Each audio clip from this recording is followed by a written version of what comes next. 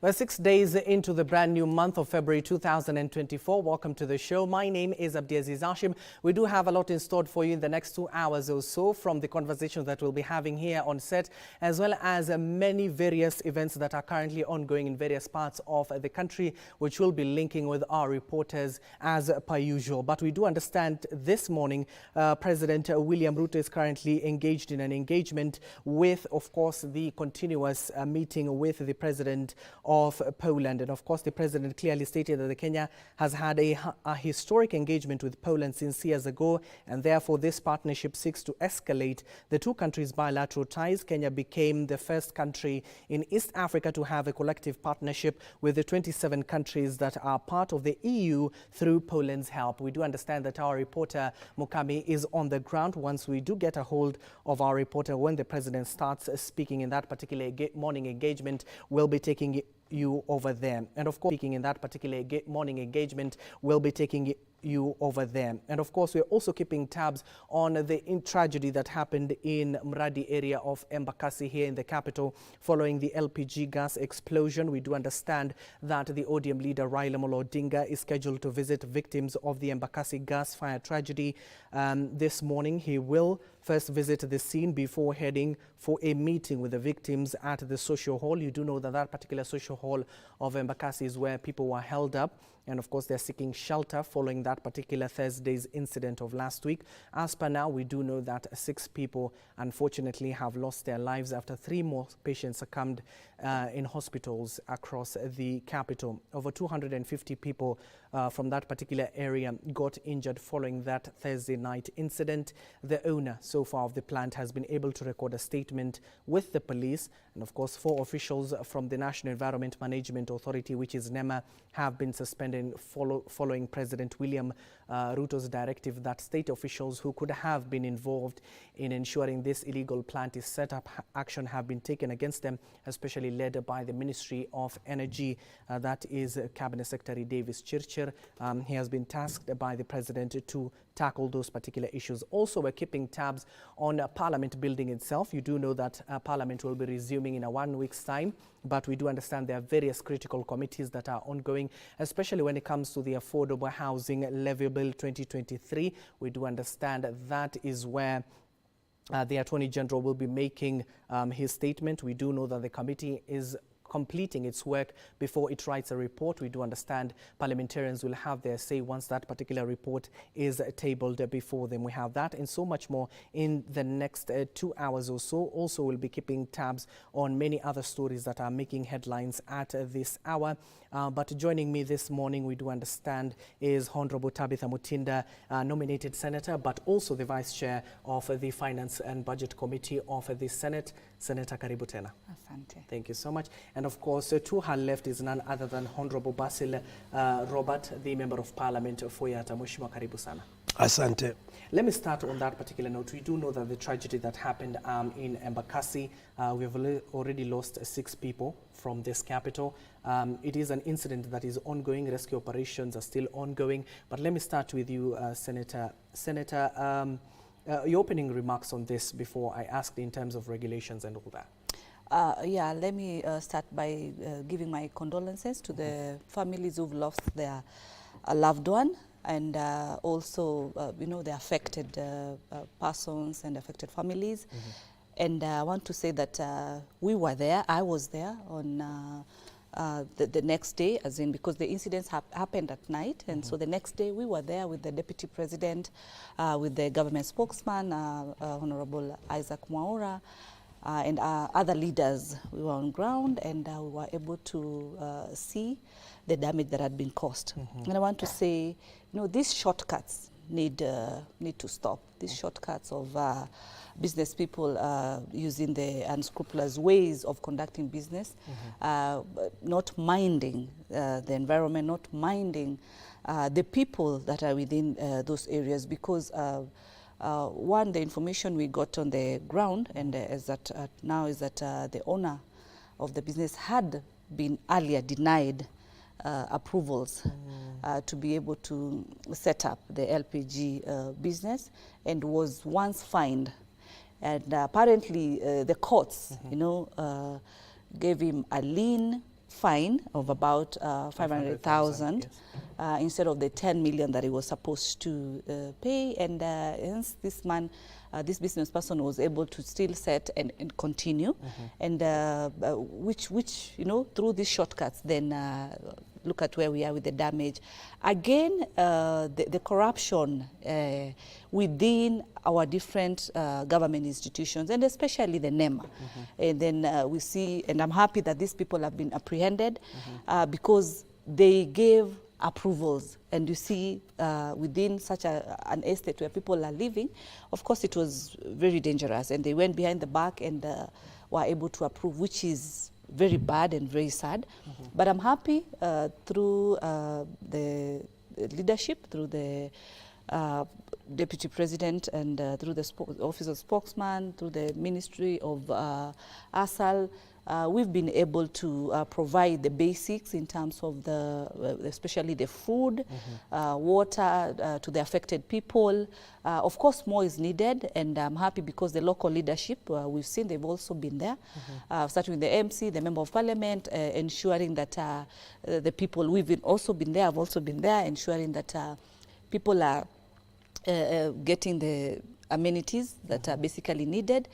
We were able to visit these patients in the different hospitals. One of it was Kenyatta National Hospital and the KU Referral Hospital. I also went around with the Deputy President. We were able to visit the patients, and I'm happy because they really told us that they were being taken care of well. We met with the CEOs of both institutions, and they were really taking care of the people very well. The concern that is coming is the issue of the county hospitals, whereby there seems to be inadequate supplies of the medicines, and these people have been affected. Then there are challenges that are in place. Although the directive from the governor of Nairobi is that they are going to take care of the bills for the patients who are in hospitals who have been part of the tragedy, which is something to appreciate, but there needs to be stringent measures as we embark. We are going to, as Parliament, through the committees of energy, emphasize on, I mean, the data and where these people are. We are going to have much more discussion of it, because some of these issues are, you know, it's where people go behind the back of the system and set up what is not required. But also the county government of Nairobi should have been much more keen on ensuring that they are not approving business licenses like such, because then it endangers the people very, very much. On top of that, on Friday, the Ministry of Energy had a discussion on we need now to move to a digital system. Remember, I'm a digital ambassador, and a digital system whereby we need to refill our gases in a digital way, whereby when it's done, when it's getting finished, we can be able to get a prompt, and a delivery can be done in a more modernized digital way. Even if you don't have a digital phone, even the SS code formula, the way at times you find that, for example, those ones who are able to afford Wi-Fi, when, I mean, it's coming to expire, then the provider sends you an alert. So those are some of the futuristic focuses. Mheshimiwa, let me get your comments on this issue. First is I want to join my friend, Honorable Senator Tabitha, to condole with the family and also with those who have already lost their properties and lives. It's unfortunate to have such a tragedy in Nairobi at this time in our history. And it is time for us to wake up and say LPG should not be within residential areas, because it's very unfortunate to lose lives and to lose property. So those concerned, the law should take its course. We want people tried, not just being presented in courts. So action needs to be taken, and also emergency response needs to be more reactivated. Because remember, such an incident should be a learning lesson for us. And if there is very prompt emergency response system, then you are able to manage such a level of disasters. So we need to really look at the response and also borrow from other countries when we have such disasters. What is done to make sure that lives are not lost, if possible to save lives, and also to save properties. So there's a lot to learn from this. And we also welcome, of course, all Kenyans, all leaders, to join hands to support those who have been affected. So this is not an isolated issue where it's left to one side, but all of us jointly to work together to be able to respond to those issues. Yeah. Thank you so much, Mushima. Going back to what, Senator, you were talking about, you're resuming in a 1 week's time. There are various committees that are expected to handle this issue. You're a vice chair yourself. In terms of ensuring not just EPRA or the National Environment Management Authority, but the ministry as well, you're able to get down to the bottom of this particular issue, because you see people have lost their lives. And as much as the Senate cannot investigate or try to look up with these state agencies, it is the mandate of the National Assembly. But the Senate, you have a responsibility of ensuring the Nairobi County is accountable for the issues that have transpired in Embakasi. So are we likely to see heads rolling?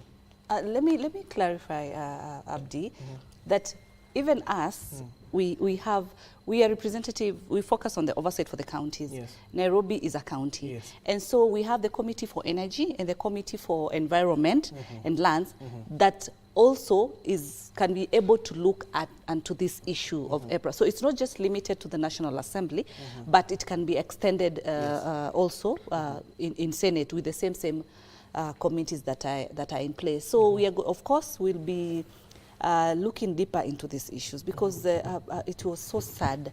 I was able to meet this young pregnant woman who had her small kid beside her bed, and on top of that, she had a missing, in quote unquote, a missing 7-year-old girl, I think, and she was more worried of actually that girl. But the good news was, from Red Cross report, there's no kid who had, died. At least they had been rescued, and we were able to assure her that you could see the trauma, you could see what they are really going, because just of shortcuts of a businessman and other government officials who decide, of course, to take money behind the back and be able to approve certificates in the illegality, of also able to bring monies to this level. I agree with my colleague, Mheshimiwa Basil, when he says these people need to face the full course of the law. And I'm happy because we've seen 4 people have been arrested from NEMA, and I'm happy that the owner, one so-called Kimathi or somebody, yesterday, presented himself. So these issues of these lawyers, they start changing things. Oh, it was a garage. We are not fools. It is clear in our eyes that we are able to see that, the gas, the stations, I'm not an expert in energy, but you could be able to see. So we should not be fooling each other, but people should, be able to be disciplined on what they've been able to do, which is against. So I am happy also with the Minister, Penina Malonza, who has also been on the ground and ensured adequate supply of the food product, among other stakeholders. The work that Red Cross is doing, very good. Nairobi County has also really been on the ground. They've come in, but there are reports on the inadequacies of the adequate supply of the medicines, as I've been able to say. So from our side as Parliament, we are looking forward to resuming.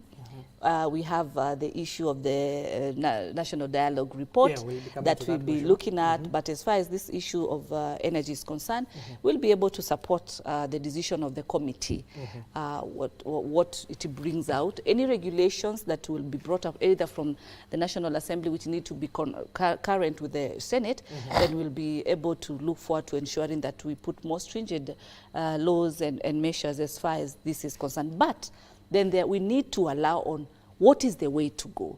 What is the future of gas refilling? You see, the way you and me today can be able to do banking system from where we sit. We can be able to pay for different services from where we sit. We need to look at this LPG issue or gas issue, for a simple language, whereby then how do we get the supply of gas from those ones who are from a middle class and up to the ones who are also in the slum dwelling, who are able to afford the little gas that they can be able to afford. Then how do we ensure that we minimize this running of the cheap gas out there, then which affects us in the end goal. So the technology of an SMS alert, that kind of a system is a way to go for the people in the industry of the LPG. It's a futuristic way.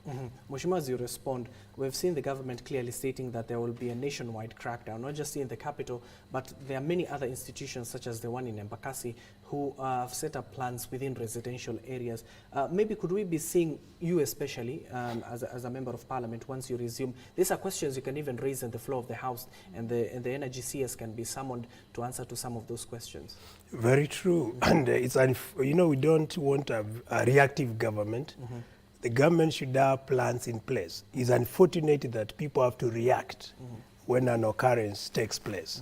Remember, people have lost properties, lives have been lost, and these cannot be salvaged. So why do we need to be seen people reacting when something has happened? So as a member of parliament, we want a complete report, a comprehensive report of what exactly transpired, what led to what we saw, and what action has been taken. That report we expect from the relevant committee in parliament.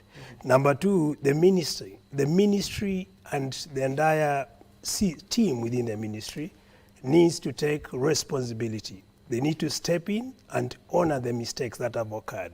Because remember, you cannot expect to have LPGs within residential areas. This is happening. Why are they doing crackdown now? Why are they not they don't put measures in place? So these are kind of actions that any progressive government should not expect to see. And if people are really serious, we should even be seeing some ministers or someone stepping aside. Like saying, now, because of what has happened, there's a failure. It's an indicator of a failed planning of failure within the ministry. And the CS responsible should even say, me as the minister, I'm resigning. If this had occurred in a country which is progressive, as I've indicated earlier, you'd have seen this level of actions where ministers or high-level people in high-level positions stepping aside just to show how seriousness such a thing is. But you look at our country now, what is happening now is reactivating, not being reactive by lodging a crackdown when already people have lost lives, properties have been lost, and quite a number of other frustrations are the trauma associated with what has occurred. So let's be a serious government. That's what I would say. Allow me, as I respond quickly, we need to be much more realistic. Does it mean, for example, when an incident happens in the constituency that a member represents in parliament, something has happened, does it mean then you resign as a member of parliament because you did not counter that? There are some incidences that it's not the prerogative of the minister to have known that this setup was there. You realize the issue, even as at now, is that there are those 4 rogue NEMA employees or staffers who approved this certificate against the top leadership of that particular institution. They went behind the back because that was not allowed. So where does the minister come in? Secondly, much more on the blame is also on the county government. Then do we blame the governor directly, or do we blame the CEO or the CEC as far as matters energy and environment are concerned? So and the licensing department, those are the people to be able to apprehend, because they're the ones who go behind the back. Remember, we've said this guy was taken to court. There was a fine of the amount of the 500, which was, quote-unquote, was lower than what he was supposed to pay, meaning it was not approved for him. The ministry, and all that with the regulations of energy, he did it behind the back. And that is why he was doing it at night, because the incidents took place at 11:45 p.m. And I'm happy they've been able to find another one, I don't know, in Nakuru, Nanyuki, somewhere, Nanyuki, and I'm happy that there is that prompt lookout into that. What I want to agree is that, yes, through the 2 committees, especially the Committee of Lands and also the Committee for Energy, they should be able to bring out the rogue LPG fillers rogue, the ones who are doing it, you know, unconstitutionally. We should be able to see the more culprits brought forward so as to save the lives for Kenyans. That is what is key. But we cannot just say, then resign. If something has happened in parliament, even parliamentarians, you saw the other time, especially the members of parliament, they were fighting. So you tell them, you tell the treasury, then resign, then resign. No, I think, Senator, you are missing your point. No, you see, we need to understand the magnitude, the intensity of what we are talking about. We are talking of lives lost, at the same time properties worth millions of shillings lost. So when you look at the subject matter and how gross it is, that is what it triggers those responsible to resign. If I was a CS and such a thing happens under my watch, then I have to take responsibility as a responsible citizen and a responsible state officer and admit my failures and even resign to set a precedence of future preparedness. But my sister cannot talk of a fight within parliament. If for example, if you are elected and something of such a magnitude where squarely falls within your duty, then as a responsible citizen, you have a duty to say, look, I honorably admit the mistakes. And here, I resign because it shows a huge failure on your side. Because remember, these are permanent change. You can't save. Life that is gone is gone. Property lost will not be compensated to totality, you know, although we would expect those who have lost properties to be compensated fully. So there are reasons why people resign. We don't just resign because it's politics. So let's not politicize issues which not be politicized. Okay, I'll give you an opportunity, Senator, once we take this particular link of the Kenya Pipeline Company, which is KBC Laboratories, will receive second re-accreditation of the ISO of the standard. Now, the enhanced laboratory, it is a conversation that is currently ongoing at the KPC headquarters. We do understand in the presence of CEO Kenas Martin Chesire and also Joe Sang, the MD of KPC. Let me give the Senator an opportunity to rebuttal before we take that particular link. Finally, Mheshimiwa. I think, you know, we should not always try and politicize issues. Yes. I agree very much. But we should also be able to appreciate what government has done. I've really appreciated, even when I'm a member of parliament of the constituency, putting in mind is a member from the opposition. But what is important right now is not about the opposition or the government, it's more of the people who've been affected way forward.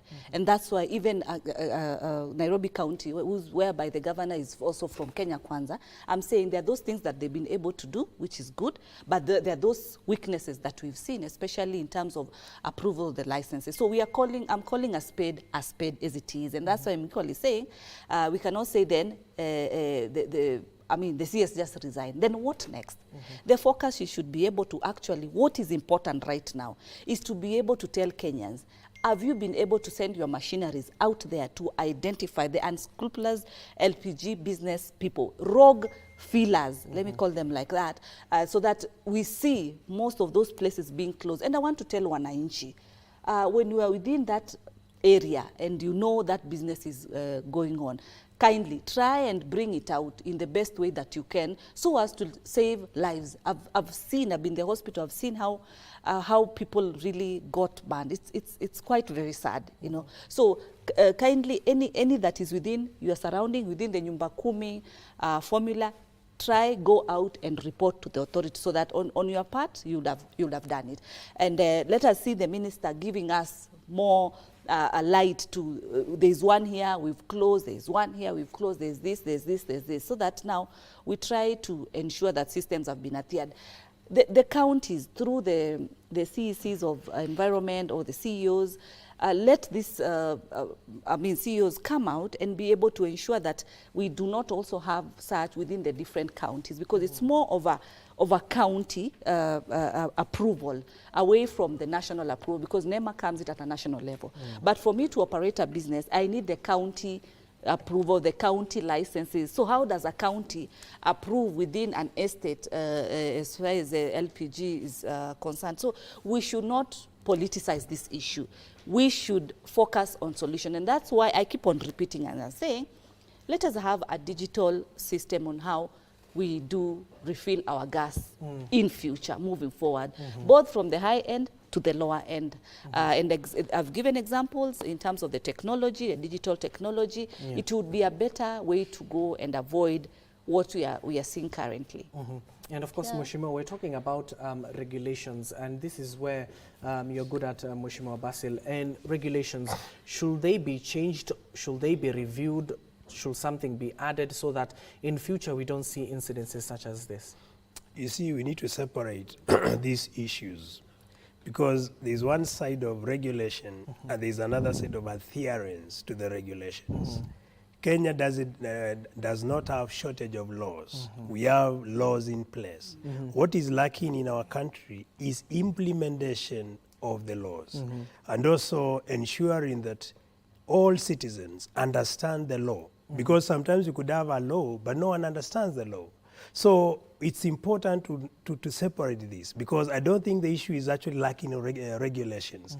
The laws are there, they are in place, but the people required to obey the law, at the same time, those who are supposed to enforce the law, we have a failure on that aspect. And that shortcoming should be addressed as soon as practical, so that at least we have a country of responsible citizens. Because you see, what you have seen is irresponsibility on the person or the investor in question. Because when you are responsible, you don't put people's life in danger and property as well. At the same time, those who are supposed to ensure regulations are followed should not just take forward or prioritize what they are getting as cuts at the expense of people's lives. So there is a lot to be done, as opposed to just talking of, superficial about the regulations, but having to understand what is supposed to be done and who is supposed to do what, when and how.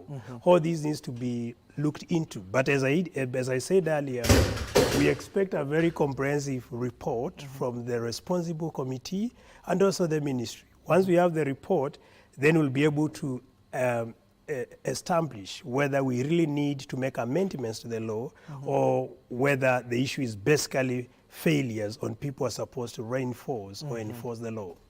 And if you're just joining us, dear viewers, you're talking about the incident that occurred last week on Thursday night, where the LPG gas explosion in Muradi and Bakasi area of Nairobi County. The death toll has rose currently to 6, and of course over 250 people are currently receiving treatments across various hospitals across the capital. And joining me this morning was none other than Honorable Tabitha Mutinda, the Vice Chair of the Finance and Budget Committee of the Senate, and also Honorable Basil Robert, the Member of Parliament for Yatta constituency. And in just a while, Honorable Timothy Kipchumba, the MP of Marakwet West, will be joining us. And we want to shift gears and head over to the education sector, which there have been a lot of talks in the education sector, not just for the Form 1s reporting to various institutions across the country, and also the KCSE 2023 that was released. The reason why we do want to have this particular conversation, it is a matter that could be raised on the floor of the House. We're looking at the itinerary that is before the parliamentarians, not just in the National Assembly,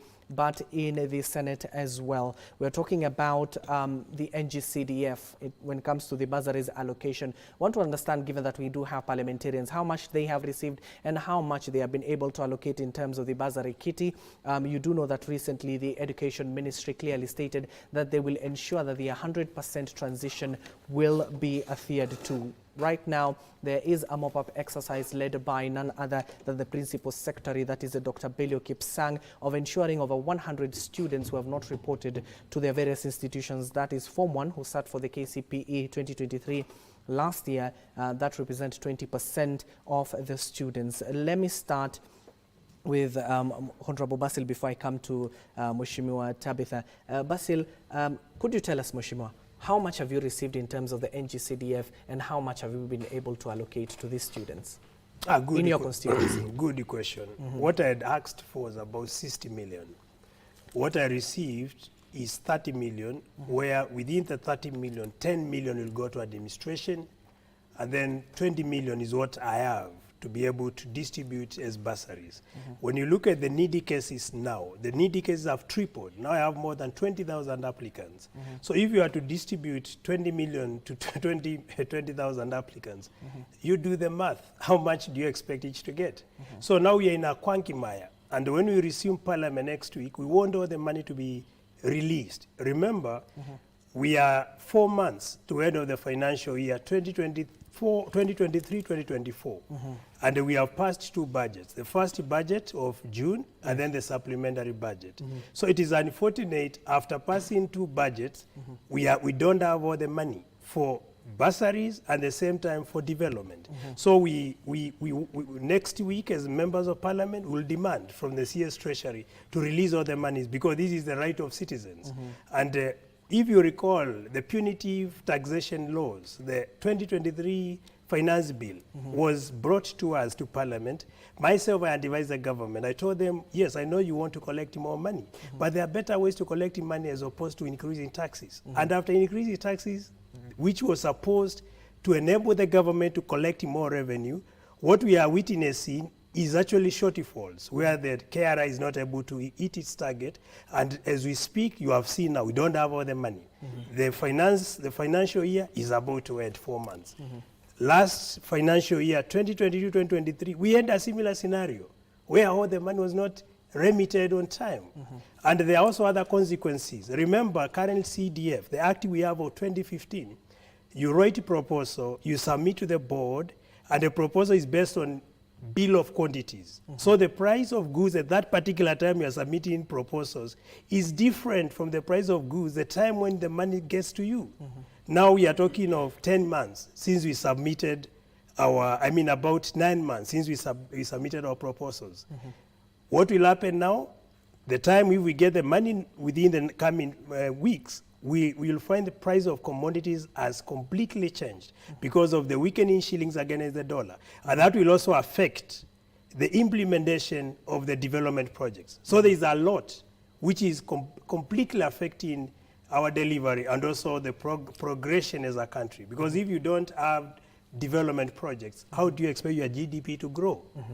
Okay, Mheshimiwa, let me introduce first of all Honorable Timothy Kipchumba, the MP for Marakwet West. Mheshimiwa, thank you for joining us. Similar question to you from Marakwet West constituency. How much have you received and how much have you taken to those students who are going to school in form of bursary?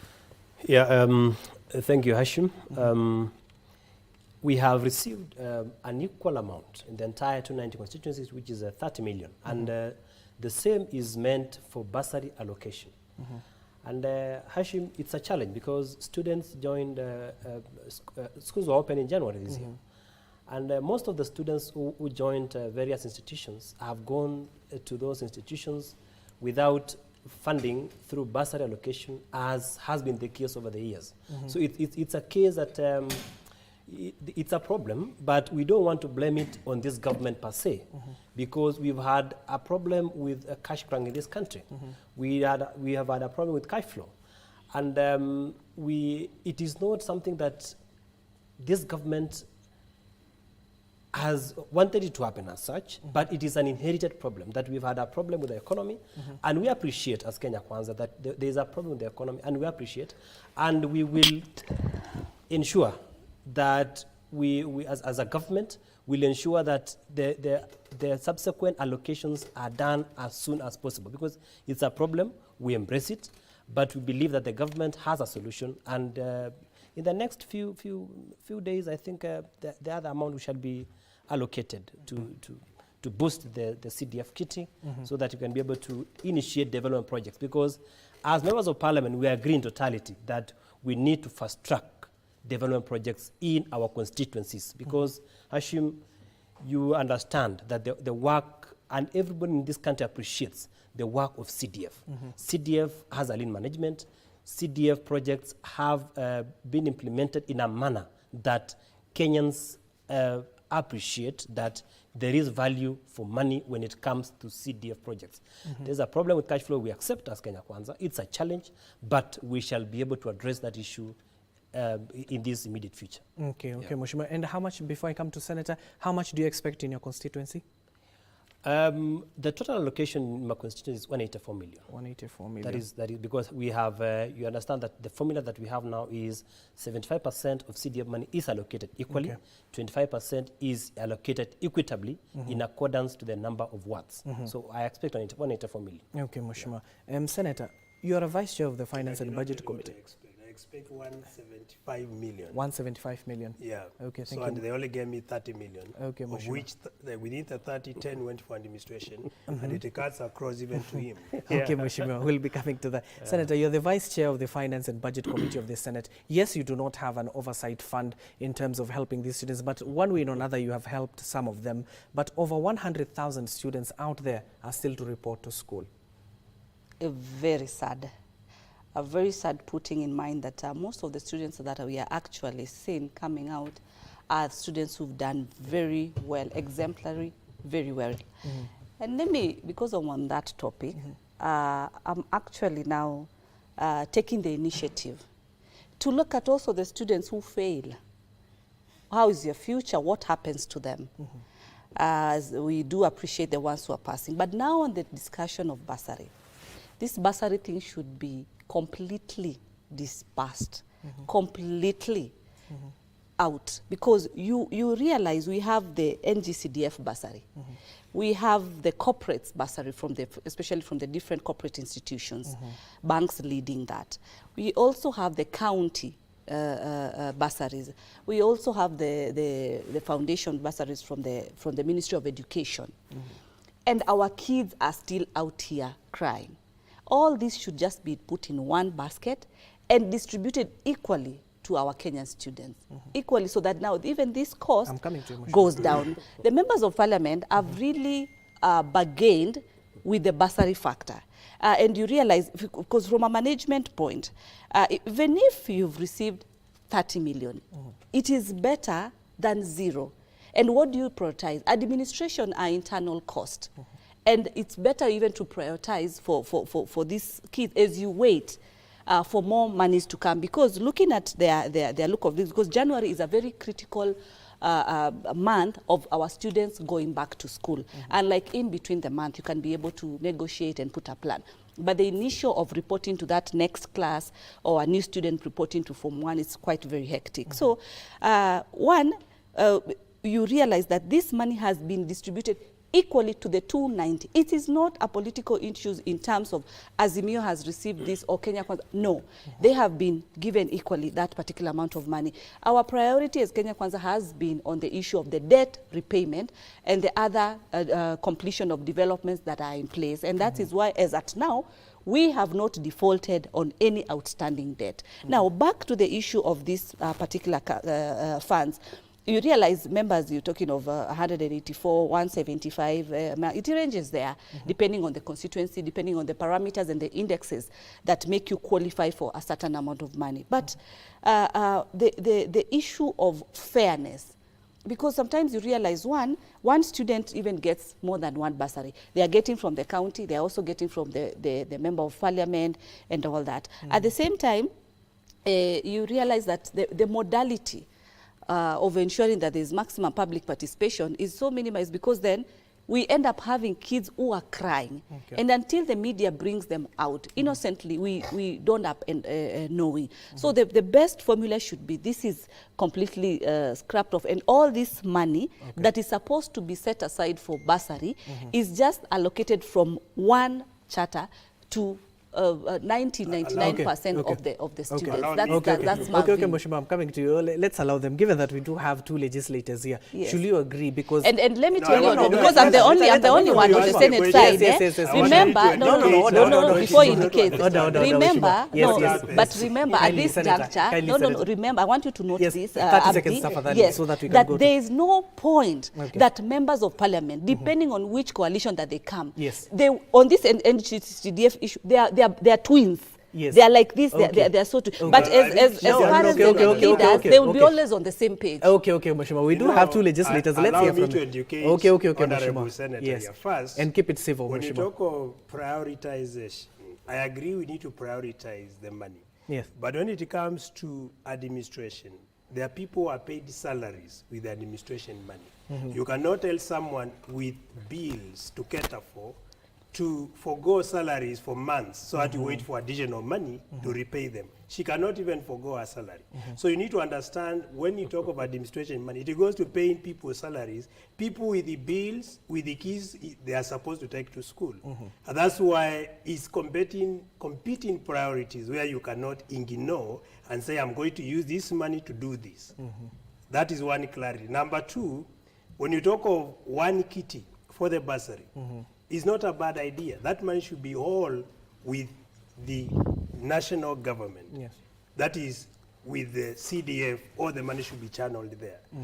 One thing she needs to understand as a senator, it's unconstitutional, the money that is being disbursed by counties as bursaries, because education is not devolved. So she's supposed to legislate that within the Senate, because when you talk of education, that's a national program. And the money should be channeled through the right channels for national government, and that is through the CDF.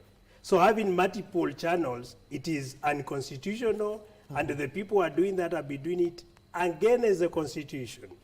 When you talk of the other corporate entities who are sponsoring, they only sponsor one child or two child out of thousands who are in need. The moment the new Act, the Finance Act of 2023 was reintroduced, what happened is poverty levels tripled. And that's why the needy cases have actually rose up. So if initially you used to have 10,000 people, today we are getting double the number of needy cases. And that is why we are overwhelmed when it comes to the number of needy cases that need support for education. Forget about bursary. Do you know so many poor parents are not even able to afford to prepare their child's school in terms of purchasing the required item for school? We are talking of uniforms, we are talking of shoes, we are talking of socks, books, etc. Very many cannot afford. They even come into our office, members of parliament, requesting support. And when you ask yourself, do we have a budget as MPs for such? We don't. So if as much as you are willing to sponsor, you can only sponsor a few, but not everyone. So there are quite a number of ripple effect, negative effect, coming as a result of what happened in 2023 when the finance bill was passed. Because the cost of living has gone up, things have gone haywire, and the very poor people are now in abject poverty. They have actually slipped back to abject poverty if they were just on the poor level. Okay, Mheshimiwa, let me give an opportunity to Mheshimiwa Timothy. As you respond as well, Mheshimiwa, as an MP, as much as these people are flocking to your constituency and to your offices, something that Senator Tabitha has raised, it's quite viable, because if I get money from the county and these other private institutions, there is that particular greed, let's be honest, in terms of morality of our country itself. I will just come to your constituency office to seek those bursaries as well as you respond to this issue. Hashim, one of the issues that as a country we must be able to think deeply about it is, one, the right to education is a fundamental human right. In fact, the law guarantees very clearly that there is a right to education in this country, that every child has a right to get education in our public institutions. And therefore, it pains my heart when I see children, orphans from poor background, who cannot be able to join Form 1 or continue their studies in primary schools because there is no funding. And Honorable Tabitha has raised something very fundamental, that can we have one fund so that we accumulate, we have a cumulative bursary in a certain fund to provide equally for these for the students. Hashim, it goes to the integrity of our country.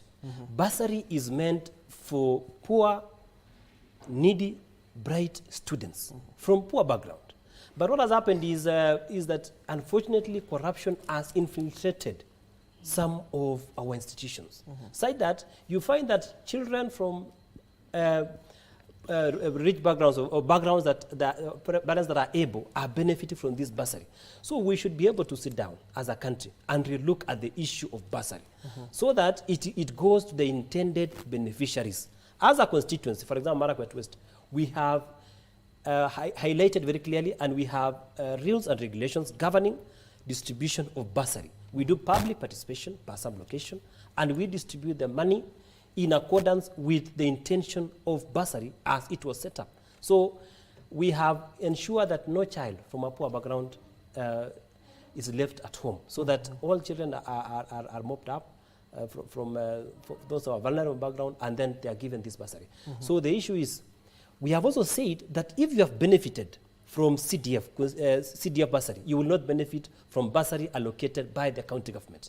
So that we sieve out, if you go to a sub-location, if you benefit from CDF, you will not benefit again from the county government. But how do you identify who have benefited from the county? We have a framework of identification, so that if you have benefit from CDF, we have in the sub-location the chief, assistant chief has a list who have benefited. In the county government was benefited. In the Jomo Kenyatta Foundation scholarship was benefited. In the Equity Bank Foundation was benefited. So that we do not have disparate children, disparate parents who fundamentally, under the Constitution, have a right to education. Finally, in fact, in my opinion, our primary schools, our students should study for free. There should be no fee. If we want to implement our constitution as it ought to be, so that that child has a fundamental right, has a right to join any institution without paying any amount of money, because that is a universal right. It is a right enshrined in the constitution. Okay, Senator, as you respond to that, Mheshimiwa Basil has raised an important issue when it comes to some of the functions that are supposed to be sent back to the county governments. Is still in the process, and education is among them. So if, let's say, for example, back or brought back, or brought back to the national government. So let's say, for example, if the education sector will be devolved, will we be seeing an end to these particular issues? I would request you, Abdi, don't take the classes of Mheshimiwa Basil this morning. And No, it's not the classes, yes. I'm on the floor. Allow me to also equip you with the information that the pre-primary education is devolved. The ECD is devolved, and the county officials works... Let her finish. Thank you so much. The county officials of the education department, because each and every county has a CEC for education, they work very closely with TSC, with the ministry, to ensure that they have, adequate teachers and all the other facilities. They work closely. And at the same time, the counties are the ones building up the ECD classes for our very young one. You know, I love children, so the very young one. It's a topic that is very dear to me as far as education is concerned, because Mheshimiwa Basil can tell you he's also a very good academician. He's been, very learning processes, and partly I'm also passionate. I agree with my colleague, Mheshimiwa Timothy, that the ideology of bringing this system together, a good database, a good system that is able to indicate that student XX of admission, this and this, in this particular institution, has been able to qualify, so that even before the approval, so that it's a centralized system, even between the 290 constituencies of the members of parliament. Before he says, go and legislate about education within the county, can he look at legislating a centralized digital system for all the bursaries that have been dispersed? Because also we have cases, especially in Nairobi, whereby, because the constituencies are very very close together. One moves in this MP's location, they get a bursary for X school. They go to the other MP, Apple, because just a road, you cross and you get. But within the 290 constituents, them as the members, one thing they should also try and give us as Kenyans, as the representatives of the people within those constituencies, a legislation that talks about how to bring all that data together. And then how that data, it can also be shared by, for example, to the stakeholders, so that when Equity, for example, is giving out this, they can be able to flag out a case that is a repeat case. Of course, some people might be lucky, quote in quote, but in that scenario, when this database is in place, it's easier to flag out and be able to issue. At the same time, a platform that gives the innocent young, especially in the rural areas, but also it happens within the city, who are not able to access the member of parliament, who are not able to have an ear, they can be able to it can be able to give them an opportunity whereby you are able to send your results and everything so that it can just be verified, because not everybody qualifies to be able to go and wait. And you know at what time people wake up? Okay, Mheshimiwa. People wake up at 4 a.m. to go and queue for this. It is a very tedious process. So with this digital system, then it will be even easier for the individuals to be able to correctly input their information. And remember, as Mheshimiwa said, yes, the chief is very involved. And they really need to be able to support the members in this, even the county ones, because they are the one, and the church leaders, they are the ones who normally approve in terms of this member, this person comes from this particular location. Yes. And you see, when they say that the county governments should not be able to give that, because honestly speaking, call a spade, also the bursary has been a bargain power for they will answer that because they are here already. No, Mheshimiwa, we need to pay some bills. We need to pay some bills. Mheshimiwa will be back. And of course, this is a conversation we are having this morning. It's about the education sector. We're looking at the itinerary that could be before the House, both the National Assembly and the Senate, once they resume in a week's time. We need to take a short commercial break. We'll be back with this particular conversation. You can also join the conversation. Talk to us via social media platforms at Abdiaziz Hashim 1 and at KBC Channel 1. Don't go too far for this candid conversation.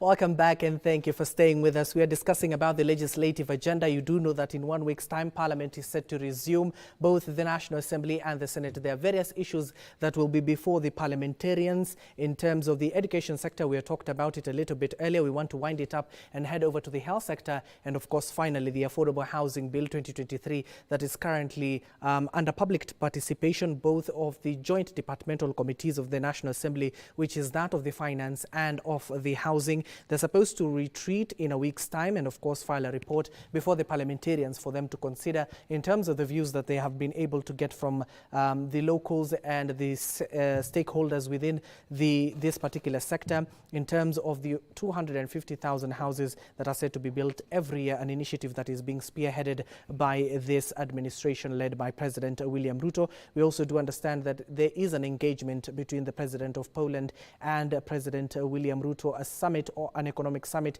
that is currently ongoing. Once we do get those live images, or if we get our reporter Mukami, we'll be heading over there live. And finally, we do understand that the ODM leader Raila Amolo Odinga will be visiting Mradi area of Embakasi East to see the extent of the damage that was caused during that particular Thursday night incident of where we have lost so far 6 people of the LPG gas explosion.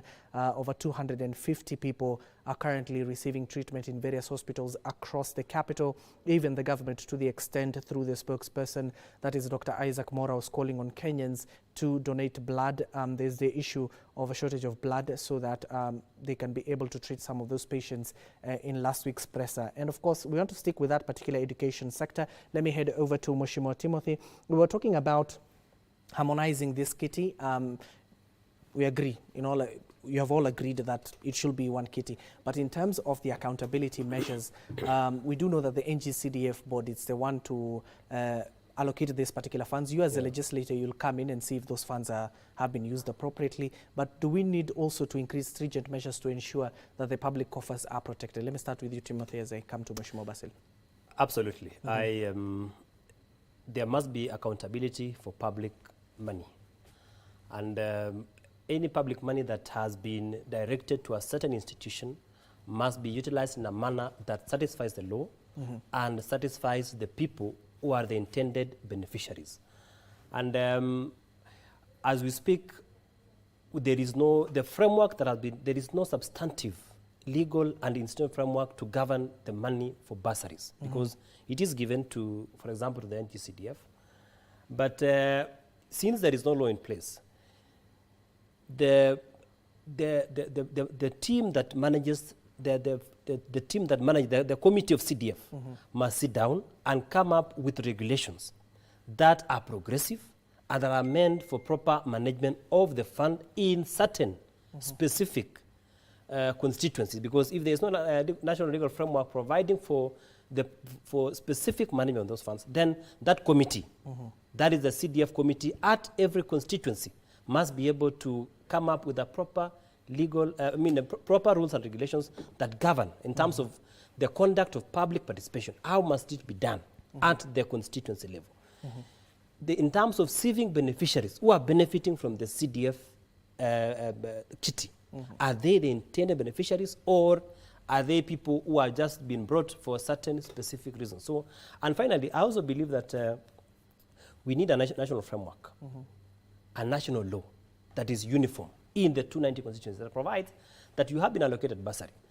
Of course, I know public participation is a constitutional provision, but we must have at least a law that is specifically or is specific on the issue of bursary, so that we have at least a framework in terms of, we can have regulations that provides that in distributing bursaries, this is the framework that must be used to identify and of course to disburse the bursaries available. So I believe that, and I agree with you that we need at least a legal framework to guide the issue of disbursement bursary, so that we don't leave out the deserving cases. Okay. Yeah. Mheshimiwa, NGCDF was just passed last year, and of course the president assented it to, into law.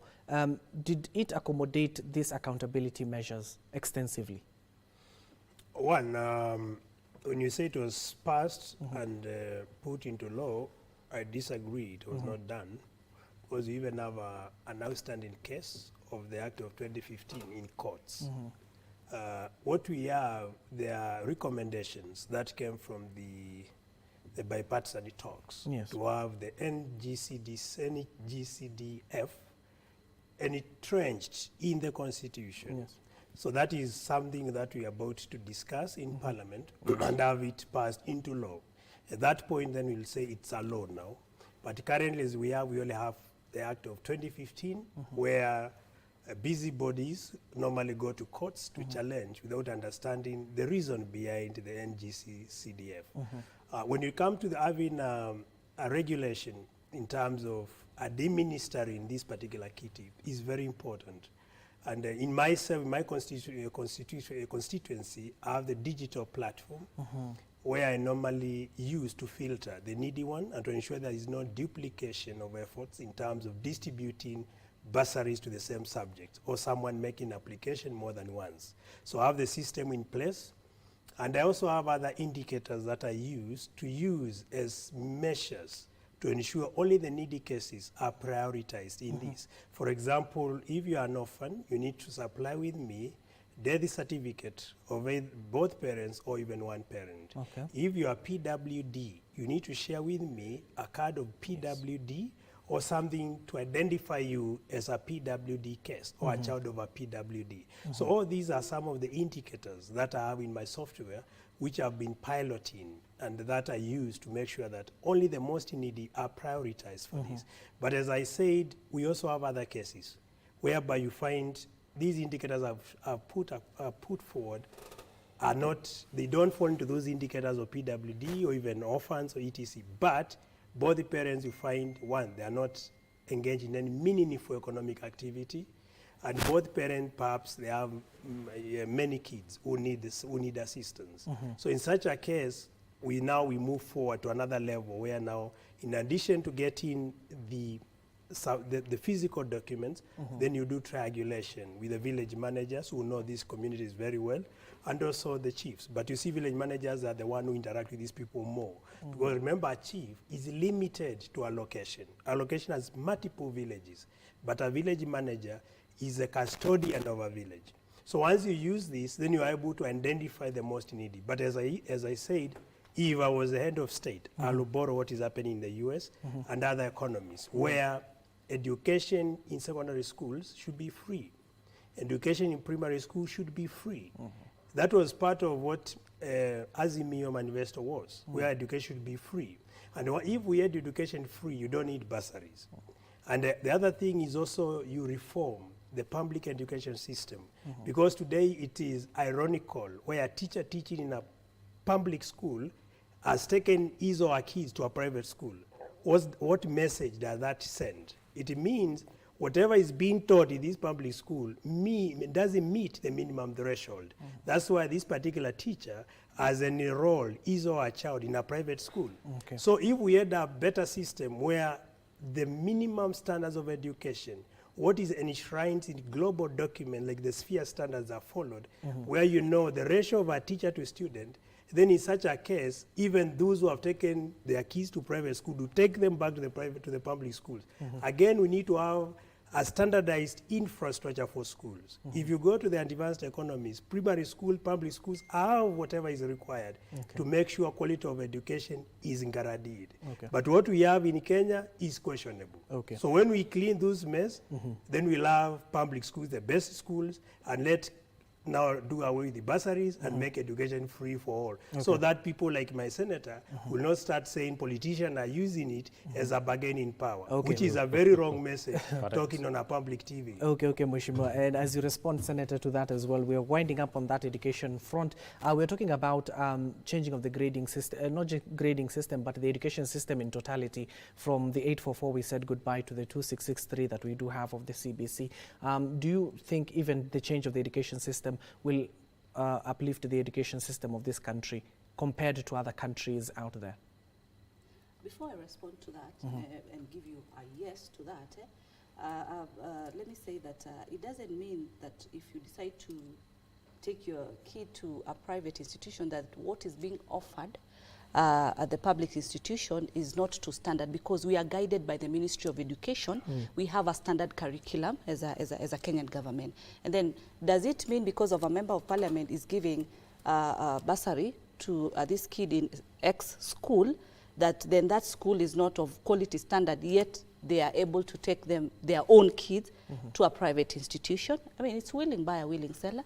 Those are personal preferences, and everyone is entitled to any personal preferences. But the curriculum is guided through the Ministry of Education that has been put place for the Kenyan system, because you realize we are coming from 844 to 2663, which is also being applied to the private institutions. The question of the system that is there currently, are we going to see, is it impactful? To me, from where I sit, I say that completely very positive and impactful. It's a system, especially the ECD, that has been able to give our children the opportunity to be much more practical, and there's more connectivity between the student, the teacher, and the parent, because you are able to also, as a parent, get to understand what is your kid doing well in, and you are also able to guide. There's so much more practicability of it. Unlike our time, you know, I'm quite old, you know, unlike our time whereby we did not have opportunities to be able to look at, I mean, something more practical. And we had so many units and all that, but I'm even happy because I think some of the units have been combined. Like, I think the social studies, the something, they have and the environment, something, they've tended to combine them, and the classes are more practical. There's more of a student, teacher, parent engagement right now, unlike what you used to have. Hence, gives the young ones an opportunity to start shaping their dreams, their careers, in terms of what they would want to be. Unlike our times, at a young age, you wake up and you say, what do you want to be? All these big career names. But it's a generation, it's an opportunity that is giving our young ones an opportunity to be much more innovative with their own consents. And look at what the government has also done. It has supported the local young people in terms of content creation, in terms of ensuring that we are a digitalized government. We are moving from 300 government services to over 15,000 government services. We are going digital. You are able to make your earnings from where you sit because of the digital place. Look at the ICT hubs that the government is doing in the different counties and constituencies, in conjunction with the same members of parliament, so that there are hubs that are able to train. And those hubs, we've seen young people who are now able to make their earnings. Unlike our time, you know, you had to really tarmac more. Unlike now, you can be able to sell your things online. You can be able to. Okay, Commissioner. I want to respond. No, let her finish. Wind up 30 seconds so that I can one more round. Okay. Thank you, Abdi. Yeah. So you looking at the whole strategy of where we are. It's long term and it's very positively futuristic. Capitation has already been dispersed. I think about 22 billion lastly. And there's free secondary day secondary education in this country, in the sense that currently the government is paying 22,000 for students, and then there's maybe whatever is left is what a top up the parent is supposed to top up. The e-citizen platform that the government has embarked on is also going to curb. Okay, maybe you'll come there, we'll be able to discuss. But there's free primary education. There's free. It's only that there's a difference between the boarding, because boarding is a facility which requires to be run, and so its cost is a bit higher. But as far as the day schools are concerned, government is supporting the day secondary schools, has been able to pay per student 22,000. So if we would be focusing on removing boarding today, then there will be total achievement of free primary education. These monies that we've talked about, the bursary now, can be able to fill up from the 22,000 that the government has done in terms of capitation to the top-up that now is just needed. And it's a complete free education system. Honorable Basil, and of course, as I head over to Honorable Timothy. I think, I don't know which country my sister lives in or lives at, because if you try to tell me that public schools are the same level with private schools, then you must be an escapist of reality. Because the reason why many parents, including the teachers, take their kids or enroll their kids to private school is because the amenities in private schools are better than the ones we have in public schools. And that is a reality. You find today you have so many public schools without a laboratory, and you have the JSSS system. We have quite a number of primary schools with a shortage of teachers. We have quite a number of public schools where teachers are demoralized simply because the pay they are getting is less than what is paid in private schools. And all these are factors that are contributing to schools or to parents taking their kids to private school as opposed to public school because of the disparity in amenities as well as even the remuneration that is paid to the teachers there. So let's not compare the two. If we could improve our public schools, then we are going to mitigate the pull factor, what makes parents take their kids to private school as opposed to public schools. And that is what happened in advanced economies, the US, Japan, and others. But look at our country, even now ask her what has motivated her to take her kid to private school. If she's honest with you, she'll tell you because of the amenities on the other side. On the other side, there is nothing. When it comes to there's something she has mentioned about the capitation. There's something she doesn't seem to understand. That's why I'm worried where she really lives in this country. As of last year, the amount of capitation that was sent to schools, to government schools, was only 78%. 22% was never remitted. If you go to the current system now as we speak, even that 22% which was left over from the previous year has not been remitted. And this year, there's still a shortage. Number two, does she know that we have schools where most of the teachers are actually absorbed by parents? I'll give a reference to my constituency. I have a school where more than 29 teachers are BOM teachers. It even is a shock. And when we question, they say, I mean, these are the teachers we have.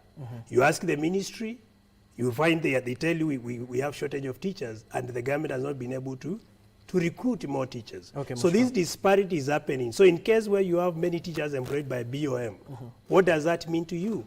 It means parents have to go to their pocket, and that is why sometimes you find the schools asking for parents to contribute so they can pay these teachers. So unless we narrow the disparity in our education system, in our education infrastructure, then we will not be talking of equality when it comes to education. So let's fill the gap, and we'll have equality. But you can't have a situation whereby some areas there is oversupply of teachers. Some other schools, it is the parents to absorb the responsibility of paying for teachers. Mheshimiwa. And Honorable Timothy, as you respond as well, we're talking about this new structure that the Ministry of Education came up with, that school fees should be paid through the e-citizen portal. On one end, the government is saying that this is a measure of accounting those schools to ensure that there is that accountability aspect of it all, given that there have been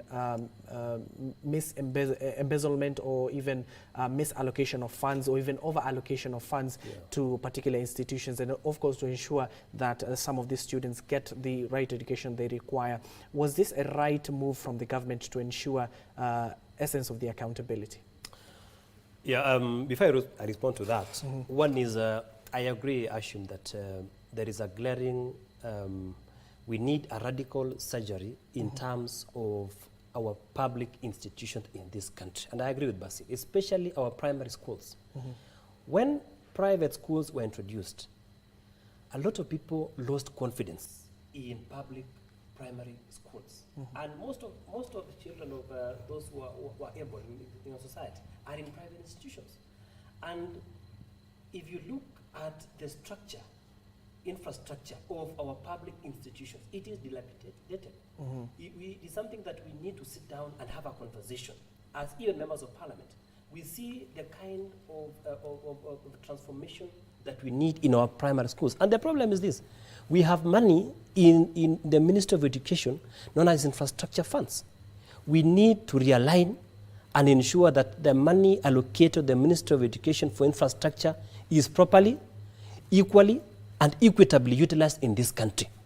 And what we have said is this: that money is allocated to individuals or to certain politicians based on political alignment or realignments. And it is something that as a country we must be able to look at or look at, because that money there is no clear formula of distributing that money which is in the Ministry of Education. Because if you look at certain institutions, a certain public institution in this country, they are more developed than other public institutions. So the question is this: what is the parameter? And this is my proposal. I'm proposing that money, infrastructure funds allocated to the Ministry of Education should be directed to the Constituency Development Fund as a conditional grant, so that CDF, because CDF has demonstrated, under CDF, it has been clearly demonstrated. I know Tabitha will say he will use them for political reasons, but there is clear demonstration under CDF that money allocated to CDF has been used in a manner that the public has appreciated. Now, in terms of, you've asked about, there is a new directive that money directed to public schools, institutions, should be through the, I think it's e-Citizen. There must have been a reason that informed that. And I believe that, some of our schools, by the way, they are parastatals. They are actually, it is almost at the status of a parastatal. They receive a lot of money. So what we want to do is this: we must ensure that there is accountability in money that our parents pay as school fees, in money that parents and other people pay as school fees, or money directed to the institutions. There is value for money and there is accountability. But again, even as we direct those institutions, that they must be accountable. We also ask the ministry that they also must be accountable for the money allocated to them as infrastructure funds, so that there is equality in all our public institutions. Can I add a point before I forget? It ties to what he's saying. Okay, I'll allow you because I'll forget. I'll give you. The other thing, do you know that capitation money is also tied to population? If your school has more kids, you get more money. What does that mean? If your school is in deplorable state, whereby there is no pull factor, parents are not interested to bring their kids to that school, that school gets almost nothing. Number two, for you to get also capitation money, all the kids in your school must be registered, and one of the prerequisites for registration is birth certificates. Not all our students in school have birth certificates, and we have been pushing the Ministry of Public Service to make sure birth certificates are given to all students and timely. Sometimes you go to the office, they tell you we have shortage of money power. We have shortage of paperwork. So it means that particular school will get less money, although it has many students, but most of them do not have birth certificates. So there are so many challenges that we face. And that's why we need people to go and understand the whole problem, not just to talk because they are saying that is an Azimio area or that one is against government. We are saying the truth because we are people who represent. Some of us, we are patriots. I'll be happy when I see a progressive Kenya. But when I see things are not happening, I have to tell those who are concerned things are not well. Okay, Mushima. Yes. Senator Tabitha, as you respond, we're also talking about that issue of the e-Citizen. Was it a good move from the government to ensure the essence of accountability? Because that is what the ministry is saying. Even yesterday from the Principal Secretary in the Immigration Service talked about the essence of accountability. Will that solve that? Before I respond to that, and I'll be able to respond to you very shortly, let me say that I've listened to my colleagues from the National Assembly in terms of the private schools and the government schools. And I want to give just a very simple example that, in reality, that there are government institutions that are very well equipped, very. There are some that even are less equipped. And in reality, we get an A student from a very rural institution, and equally we still get an A student from a private institution. So what I'm trying to say is that the preference is a preference of also choice in terms of where you want to take your kid to for schooling, because you realize with the Kenyan primary system, after they finish their, it has been the class 8 level, grade 8, they've been all had opportunities to be called to a public institution, secondary institution. Then at that point is the prerogative of the parent to decide where. Also it depends with the affordability. But that aside, the common factor is the private, the government institution need to be developed. Now that becomes interesting because the members of parliament, they have the NGCDF. Their allocations, it's in terms of, I don't know, the emergency, there's the issue of the bursary, there's the administration cost, there's the development cost, and all that, which is okay. So then why not prioritize and ensure these schools that are within my constituency, and there are few, you might find in one constituency, maybe we have two secondary schools, or we have even one, or we have even a certain number. It's not a national level that you're dealing with all the schools, but you have a specific. Why not within the 5 years prioritize and ensure that how do you equip these institutions? Because when you say that they need to be developed, who's going to be develop them? It's not you, Abdi. It's for them who have that allocation to say we are going to ensure there's a lab, there's a library, and all those factors, so that we try and ensure improvement of the education system. As senators, we do not have a mandate for development in terms of saying that we are going to put up this school. But in terms of the oversight, as far as the counties are concerned on education, that is fine. We even have an education committee in Senate. On the issue of the e-citizen, I've always said I'm a digital ambassador. I advocate for going digital. Kenya Kwanza manifesto, led by none other than Dr. William Ruto. In our manifesto, our focus was also digitalizing the government systems. You realize, e-citizen, we have been having it because we have been paying our licenses, case example, the driving license. We have been paying for permits. We have been paying for certificates like the death certificate, the marriage certificates, and all that on citizen platforms. The NTSA services, most of them, business registration, we have been using them for, and we are now transitioning to whereby we collectively have a one pool of collection, so as to maximize on the same collection, ensure less corruption, and much more on accountability. Back to narrowing it on the schools, you realize that parents are sometimes asked to pay funds that are not sometimes within the fee structure, outside funds of X amount this and amount that. But in this, you'll find that a parent is able to make these payments from their comfort of their zone, from where they are. There's an option of a digital gadget that you can use. There's also an option of an SSD code that you can be able to use. You put your details, your admission number, and all records are captured. And through that, we ensure maximization of the collection. As a member of, as a vice chair of finance committee, we realize we are struggling with what we call the on-source revenue collection by the counties. But we have a solution now whereby there's going to be a central digital system that ensures there's maximum collection. A case example, Nairobi. Nairobi does not even need funding from the national government if it maximizes on its own source collection. So in a nutshell, this is one modality, this is one way that we are going to ensure that there's much more maximization as far as a collection is concerned. There's been an issue, allow me to say this, that has been raised by colleagues from the opposition.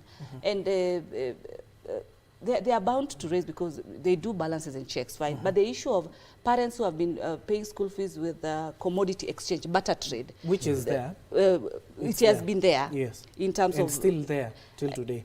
Maybe up to now, but you see now with the e-citizen, that might not apply. Yes. But there are options, because the procurement system within the institution of learning should be able just to speed up the payment process for the supplier of the commodity, because not all suppliers are also parents in that institution. Yes. But if you're a supplier and there's an exchange of barter trade of that particular agreement, then what is needed is a prompt payment of the same, so that now you are able to get your money and pay through the formula that is needed. Okay, we need to put a cap, given that, Mheshimiwa, we do have 25 minutes and you need to address Yeah, a lot of... may I summarize? Yes, sir. You need to tell her to be able to know how to summarize. Yes, right? yes, yes. So I want to respond 30 seconds, Honorable Timothy, so that we tackle other Yeah, I issues want as well. because, you know, she seems to leave a point of denial, particularly when you talk of the private schools, private primary schools and public primary schools. I told her they are not at the same level, and you can't put them at an equilibrium. So if you want to really know or to resonate with the reality, she needs to do some research. And she can actually make reference to results. And she can take 5 years. Okay. Whereby you see the performance of students in private schools compared to, that is private primary schools, compared to public primary schools. If you do such comparison, you'll be able to understand there's a huge disparity, and that is because of the disparity or level of inequality on infrastructure. So that we don't just defend without evidence. Myself, I've been able to do that. That's why I'm telling her the motivation why many people are taking their kids to private school is not because of choice. Okay. It's because of the pull factor. You see there's nothing on this side and there's something there for on the other side, and you want the best for your child. Okay. When it Even comes to when e-citizen, Later, because you let him see, finish. we have gave had you a your time, chance to please. speak. Okay. When it comes to e-citizens, I think people need to understand the consequences of e-citizen when it comes to using the platform to pay school fees. Number one, it will increase transactional cost. There'll be fees, processing fee for the platform and also M-Pesa. And then there is the bank processing fee, because after all this, the money will go to the bank. And then the bank has to remit to the schools. So there'll be multiple transaction fees, which will be a burden to poor parents. Number two, when you talk of e-citizen, not all our parents are computer literate. And you will subject parents who are computer illiterate to conning from fraudsters who will take advantage of them. Number three, internet connectivity is not uniform. There are areas where there is no internet at all. And most parents even have these mulikamwizi, because I heard someone saying they can use their phones. Remember, there are parents with the mulikamwizi. How will a mulikamwizi support a e-platform, e-citizen platform? And these are majority of our poor parents. Number four, the one on system getting interrupted with, where you find the system is jammed because of traffic, it is down, is not working. And that will delay disbursement of funds as well as operation within the schools. Number five, they are subject to hacking. We saw what happened the other day with the Sudan.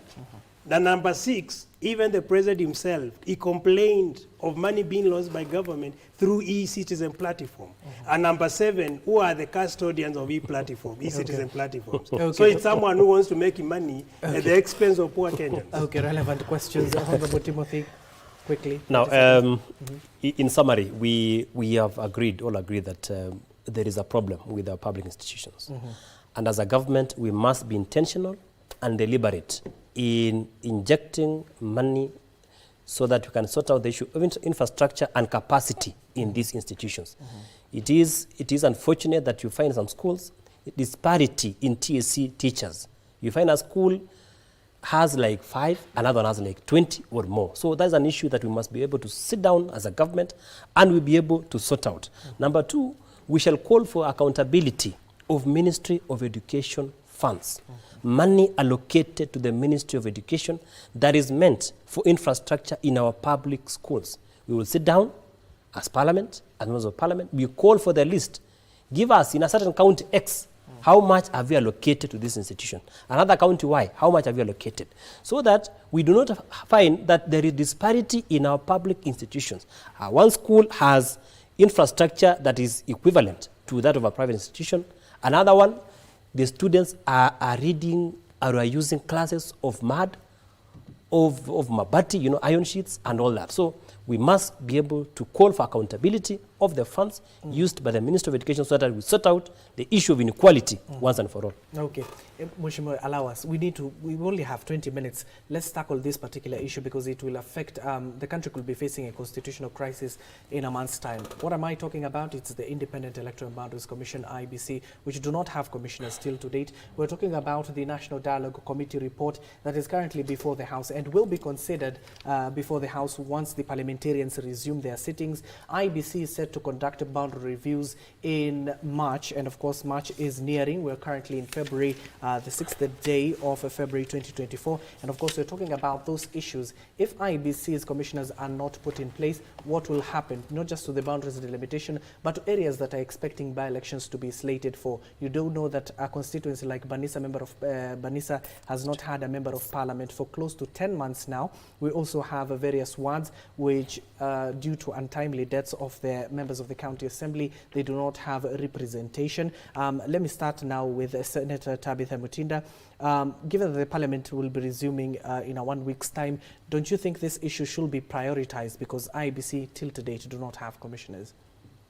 Basil, let me just agree with my colleagues on the issue of the teachers' deficiency quickly and note that Kenya Kwanza has achieved 56,000 for the first 1 year, one of the biggest strides for teachers' employment, 56,000. So that issue is going to be sorted in terms of the deficiency for teachers. The e-citizen is financed by is from the Ministry of Finance, but managed by Ministry of ICT. Yes. Didi Nyoro, Member of Parliament, came up with a nice formula of 1,000 per student. I'll be curious to get to know how did he do that, which I would ask the colleagues to emulate and be able to see that strategy. Back on the issue of IBC, Article 88 of the Constitution is very clear, Abdi, on the issue of Independent Electoral Boundaries Commission, and I want to agree. And first, let me applaud the National Dialogue Committee that undertook a very comprehensive process. Citizens were also very patient, and we were able to conclude, and I'm happy to look forward to reopening of the Parliament so that we can be able to prioritize the report of the National Dialogue Committee. Yesterday I had the majority leader from the National Assembly, Honorable Kipchumba, talk about prioritizing that report, because in that report then the issue of IBC is very important. It's very important, and because we have constituencies that are not represented as we speak, the Banisa constituency. At the same time, on the same issue of the IBC, the constitution, whereby there seemed to be like a worry and an issue, and that's why this discussion was part of the national dialogue. It's on the issue of the constitution of the IBC.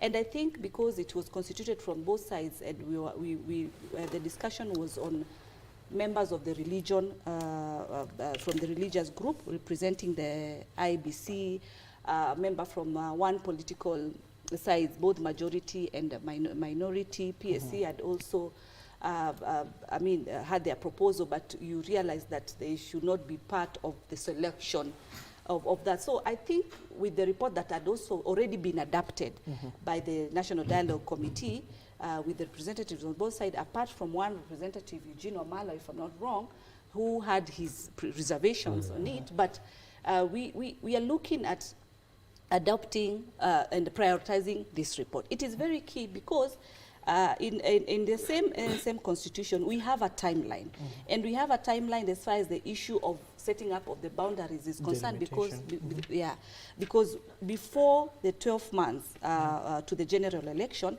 this should be done.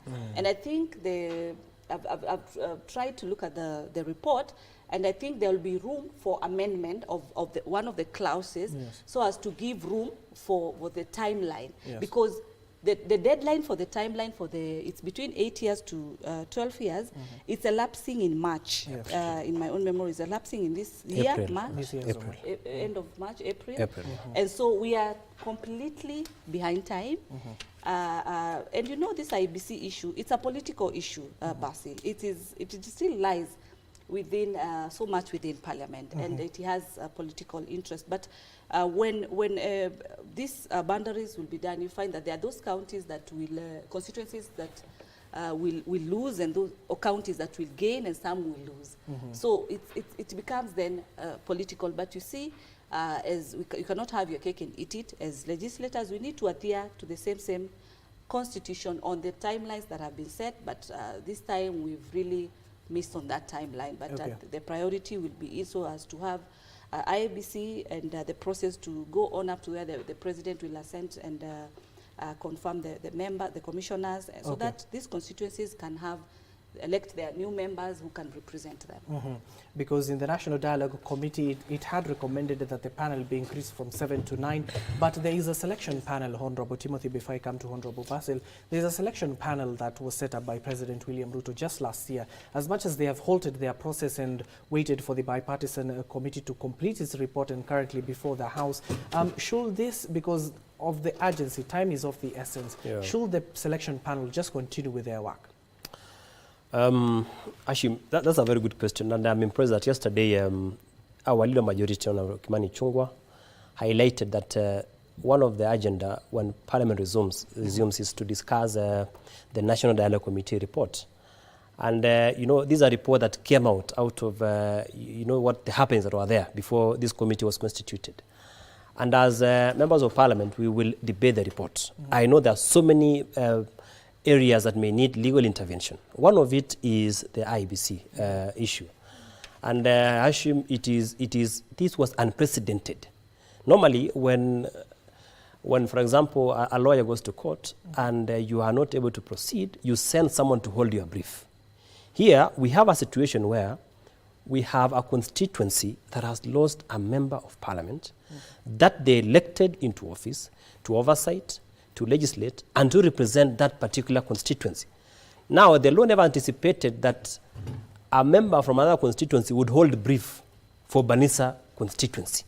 So as we speak, the people of Banisa and so many other wards in this country have not been properly represented as was envisaged by the law. And therefore, it suffices to say this is a constitutional crisis that we have in the country, because it was never anticipated. And I believe that when we discuss these, because even as you speak, the panel that was constituted, I think the court made a finding that they should continue. But yesterday you saw the former Prime Minister, of course, resisting that position.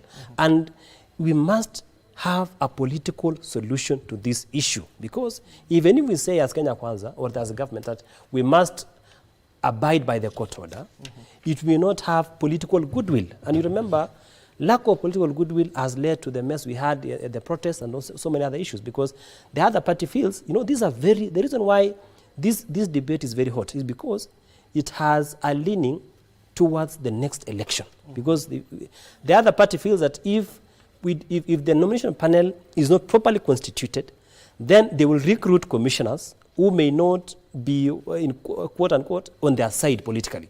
So I agree that we must sit down as Parliament, and the court order should be set aside for momentarily. We discuss the report in totality, and we adopt the proposal of expanding from 7 to 9, and that will require a constitutional amendment. Set aside how, Mheshimiwa? Because if the court order, I believe because it was a High Court decision. We should agree that an appeal is made on that particular decision of the court. An appeal, a stay order be made on that decision of the High Court.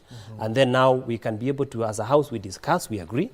And we fast-tracked the amendment of the law so that we have the 9 commissioners, 9 nomination panel, as was agreed in NADCO. In the NADCO. As you respond, Honorable Basil, one of your colleagues, that is Honorable Member of Parliament for Mandera North, that is Honorable Bashir, late last year came with a proposal as members of the North that was sponsored. He clearly stated that we need to make changes to the IBC Act so that it can accommodate a scenario like this. But what will be the ripple effect if, for example, we allow the Chief Executive Officer of IBC, who is currently Hussein Marjan, who handles administrative issues and is the head of the secretariat, to deal with commission issues like by-elections and boundaries delimitation? Thank you. I think I agree with the MP. First, as you may know or you may not know, IBC, we have staff who are already paid.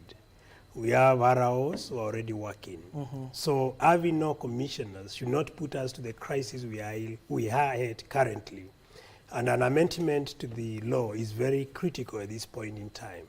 Because when we make such an amendment, it means even without commissioners, the other staff can actually conduct a by-election, because the RO is the one responsible and is actually the one who makes announcement at the constituency level.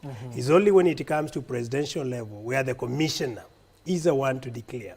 And the reason why we also need to do the amendment, you remember in the 2022 elections, we saw a situation whereby only one commissioner was in agreement with the results. The other 4 commissioners did not agree. And in such a case, how can one person who is a minority announce results that have been disputed by the majority? So that kind of unilateral decision and absolute power being bestowed in one person should be challenged. And that's why we need to have the amendments such that if there is no quorum, if you don't agree, then you either you are not able to, either you recount the votes again, or you revisit the process to make sure whatever is being declared meets the minimum thresholds and the test of integrity. Because it was extremely bizarre to have one person make a declaration when other 4 did not agree. Mheshimiwa, in any common sense, even put subject to common sense. Yes, okay. Yes, and tell me what will be the outcome. Yes, hold that thought, Mheshimiwa. Yeah. In terms of the IBC Act itself, we're talking about by-elections, Mheshimiwa, and boundaries delimitation. You're not revisiting what happened. I'm not revisiting, I'm just giving a scenario. Okay, Mheshimiwa. Okay. We need to go live to G&G Gardens. I do understand that we do have a reporter that is Sarafina Robi is talking about the International Network for Economic, Social and Cultural Rights, where comprising over 300 members of the organization and individuals across the world, together with the Endoris and Ogiek people, will be, of course, delivering on the Attorney General's Kenya's office in Nairobi 2 call to action demanding the government to immediately implement the commission and court ruling to ensure justice, reparations for the Endorans and Ogiek as well, peoples who have cautiously faced violations and forced evictions from their ancestral land. Sarafina, good morning and good to see you. What more can you tell us about, we can see currently behind you, they have already arrived at the Attorney General's office. We do understand that the Attorney General is currently before a parliamentary committee of a joint house of the finance and housing, but have they been able to submit their documents? Sharia House, whereby we were with the Ogiek community who were just having a peaceful walk, protesting that the government has delayed to give them reparations after the African Court for Human and People Rights ruled in their favor that they should be given back their land or given reparations. That has not been effected. So today they've come to meet the Attorney General to see what can be done, or what can be fastened so that they can get justice. And with me is one of the Ogieks here to just tell us how they have been affected by these delays. Karibu sana mama, unaitwa nani? Kwa majina ni Antunai. Mmeweza kuathirika vipi na kucheleweshwa kwa kuweza kutekelezwa kwa hukumu iliyotolewa na mahakama? Okay, kutotekelezwa kwa ule uamuzi wa mahakama ya Arusha kwa jamii ya Ogiek, kwa sababu mimi natoka jamii ya Ogiek, imetuathiri pakubwa kwa sababu tumekosa ile haki ya kumiliki ardhi. Pia maendeleo yetu imeenda ikidorora kwa sababu hatuwezi fanya maendeleo kwa sababu ardhi haijakuwa yetu bado. Tunangoja ile haki tupewe na serikali ya Kenya. Vile tumesikia kwa baadhi yenu wameweza kufurushwa hivi majuzi kutoka kwenye makazi yenu. Hiyo imekuwaje? Okay, kumekuwa na watu wa jamii ya Ogiek wamefurushwa pale maeneo ya Sasimwani, Narok West, Masai Mau, ambapo waliweza kupoteza makao yao. Walibomolewa manyumba, wakaweza kutoka pale na wakaacha mimea yao katika mashamba na hawezi kuwa na ile access ya hata kupata chakula. So wanahangaika, wanatafuta mahali pa kuishi, ilhali pale they are the aborigines of that forest. Yeah. Thank you very much. Now, Abdi, as you've heard, that is one of the Ogieks that is here. Also Mzee leo mwatarajia nini? Matarajio yetu kwa majina ni Joseph Kaila kutoka Bonde la Ufa, misitu kubwa la Mau katika nchini Kenya. Matarajio yetu kubwa leo ni kusikizwa na serikali, hasa Attorney General. Ni wakili wa serikali ambao wanashikilia nchi hii. Sisi tusikizwe kama jamii ya Ogiek, jamii ya Eldroisi, tuweze tupate makao yetu kama jamii zingine wa Jamhuri ya Kenya. Asante. Here to make sure that they get to speak to the Attorney General, or at least a representative of the Attorney General here at Sharia House, so that they can be able to get the way forward. We'll continue camping here at Sharia House to get to know the verdict or award that will be given by the government. Back to you, Abdi. Thank you so much. That is our reporter Sarafina Robi, currently at a Sharia House. As you can see, the community of Ongieka currently want to present a petition to the office of the Attorney General, who is Honorable Justin Muturi. And of course, we'll be getting more from our reporter in our subsequent bulletins at 1 p.m. And currently here we're still talking about the National Dialogue Committee. We've entered the final stages of our conversation. We're talking about the reconstitution of the Independent Electoral and Boundaries Commission, which was a bone of contention between the government as well as the opposition.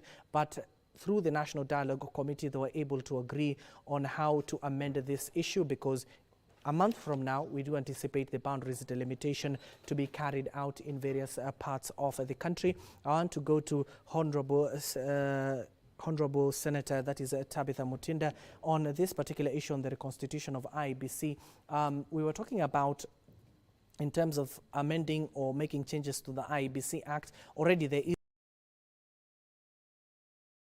by none other than the Honorable Bashir from Mandera North. Should we change the IEBC Act so that it can allow us, in the eventuality we don't even have a single commissioner in office, we're able to conduct these by-elections? I would say that IEBC is very critical and very, very important. And I want to agree with my colleague when he says it's really a political process. It requires high levels of the best goodwill you can have. And so we will, as Parliament, will be able to welcome all the best options, because the IBC plays a very critical role, especially now with what is so unfair for the people of Banisa without a representative. So these are options that as legislators we should be able to accommodate and look at the amendments. The timeline is a bit off, especially where we are, because as per what the Constitution says, especially on the issue of the boundaries and all that. But going back, and we try and gear and focus on ensuring that within the timelines that we have, we can be able to agree on this, because you realize most of the Committee for National Dialogue, it was constituted by leaders from both sides of the House, you know. And they are the same leaders who consented and agreed.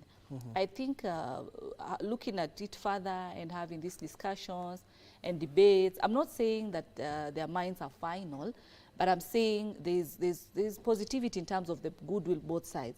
So as we look at it and we share and see how we then agree, like on the issue of commissioners from 7 to 9, then if it has a balance, a complete balance, and from the discussions, looking at representation from the different bodies, the religious groups that they had requested, and political sides, both minority and majority, then it becomes fair, becomes a win-win. But this IBC issue, yes, truly it's a political a process which is required to be solved still politically, and you can see from stepping back, one step back, where we got into this national dialogue was because of an occurrence by the opposition.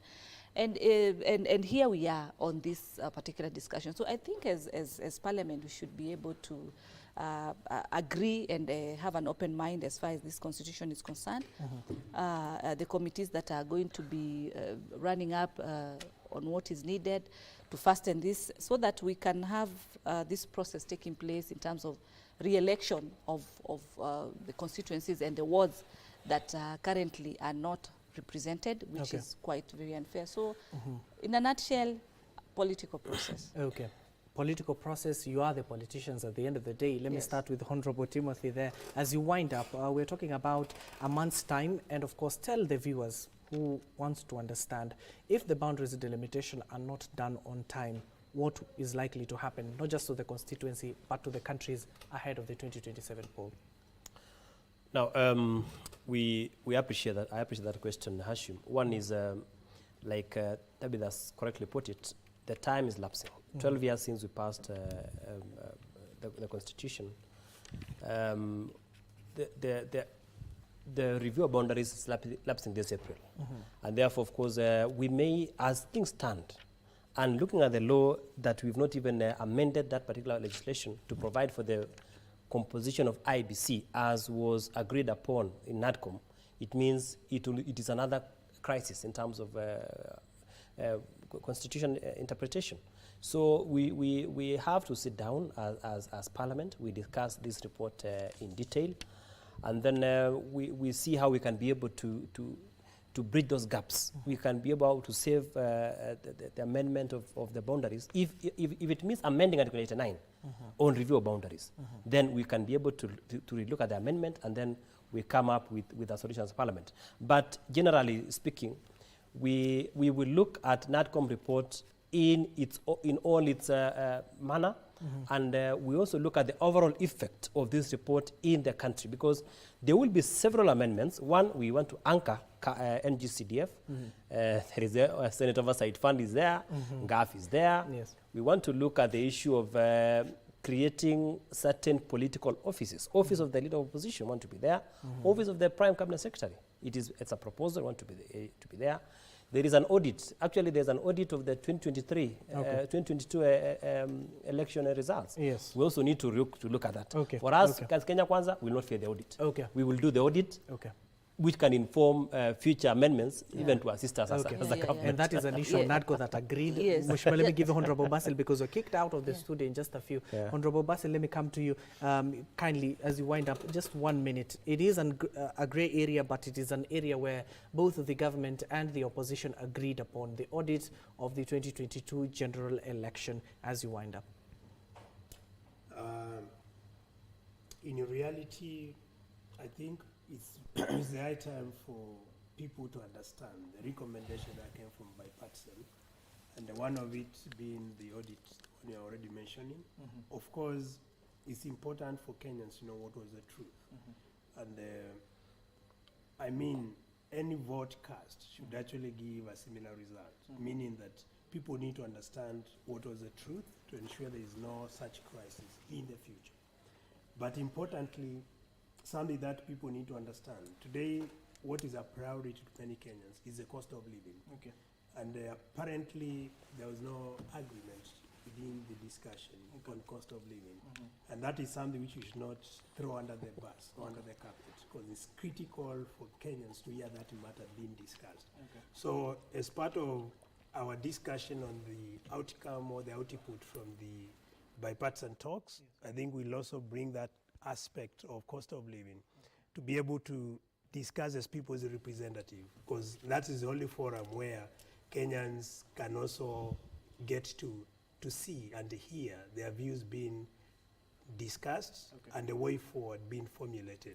Thank you. Yes. Yeah, I just wanted to add, and say that Article 89.2 talks about the IEBC shall review the names of the boundaries of the constituencies at interval not less than 8 years and not more than 12 years, but any review shall be completed within 12 months. And then Part 6, which talks about the 40% for cities, 30% for other areas. This is very political, because you realize the Constitution talks about 290 constituencies. But because parameters have changed in terms of, for example, the population index, you realize that there might be hindrances whereby some constituencies might be scrapped off, while some other counties like Nairobi might have more constituencies, like more than 15 constituencies, while others are scrapped off from the areas that have not.